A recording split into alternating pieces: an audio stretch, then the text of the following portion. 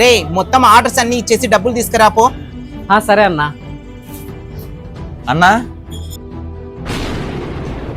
రారా 3 days leave పెట్టి ట్రిప్కి వెళ్ళావు, బాగా ఎంజాయ్ చేసావా? అన్నా సూపర్ గా. సర్లే నువ్వు పనిలోకి వెళ్ళు. రే రే నువ్వు వెళ్ళి తొందరగా రాపో. సరే అన్నా. సతీష్ ఒక్క నిమిషం ఆగు.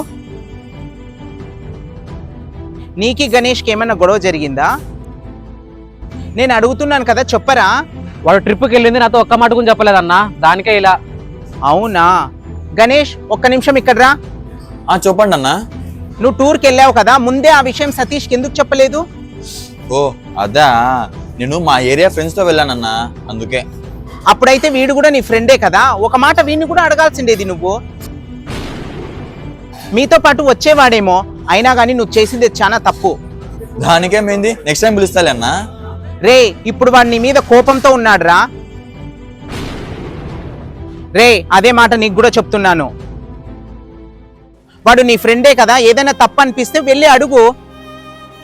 దాన్ని వదిలేసి మనసులో కోపాలని పెంచుకుంటూ పోతే అది రేపు పొద్దున పగలా మారుతుందిరా.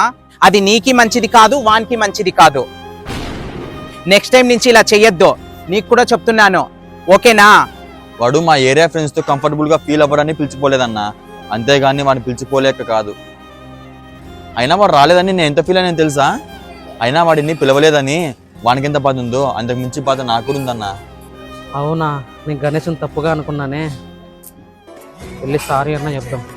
రే సారీ రా.